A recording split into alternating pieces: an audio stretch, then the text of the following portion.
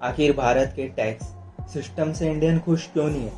Stock market investor खुश नहीं है, गरीब लोग खुश नहीं है, मिडिल क्लास लोग खुश नहीं है और अमीर तो है ही नहीं। आखिर क्यों? सरकार ने इस बार बजट में क्या कर दिया? निर्मला ताई ने सबको रुला दिया। सबसे बड़े चेंज की बात करें तो लॉन्ग टर्म कैपिटल गेन बढ़ा दिया गया है। जो पहले 10% था उसे 12% कर दिया गया।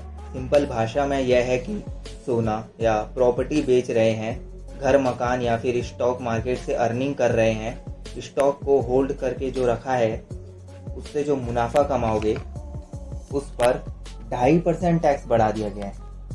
अब शॉर्ट टर्म गेन कैपिटल की बात कर लेते हैं, यानी एक साल के अंदर अंदर आपने कमाया या ट्रेडिंग से कमाया तो उस पर भी अब ज़्यादा टैक्स पे करना होगा।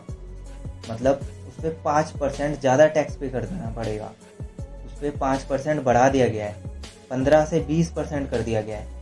अक्सर आपने लोगों को तो यह कहते हुए सुना ही होगा, जो बड़े बड़े मंत्री कहते हैं इंडिया में जो कैपिटल गेन टैक्स है वो एक एवरेज से भी कम है, यानी जो ग्लोबल एवरेज है ना उससे भी कम, लेकिन सुविधाएं बिल्कुल भी नहीं है। नेक्स्ट, अगर हम इंडिया की पॉपुलेशन की बात करें तो 140 करोड़ लोग हैं। पिछले साल टैक्स भरने की बात करें तो सिर्फ 4 करोड़ लोगों ने, मतलब 2.86। अब इन 4 करोड़ लोगों में बिजनेसमैन भी हैं और नौकरी पेशा लोग भी हैं, लेकिन सबसे ज़्यादा जो कुटाई हो रही है नौकरी पेशा लोगों की। पिछले 10 सालों में 48,000 करोड़पतियों ने फॉरेन कंट्री में सेटल हो गए। अब 2023 की बात कर लें तो 6,500 रिच पर्सन लोगों ने भारत छोड़ दिया। यस, मिडिल क्लास लोग की बात कर लेते हैं।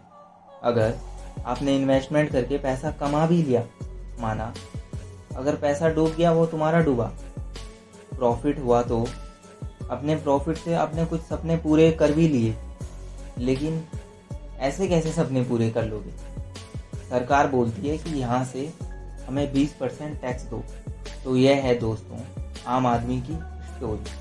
पहले नौकरी नहीं, नौकरी निकले तो एग्ज़ाम नहीं, नौकरी मिल जाए तो उतनी सैलरी नहीं, सैलरी ज़्यादा हो तो टैक्स में लुट जाओ, टैक्स भी दो तो वो सुविधाएं नहीं। हो सकता है कि आप लोगों को लग रहा हो मैं ज़्यादा ही नेगेटिव हो रहा हूँ, मगर क्या करूँ दोस्तों, हालत ऐसे ही हैं। या फिर कुछ चेंज है हालत में, आप कमेंट बॉक्स में कमेंट करके बताएं।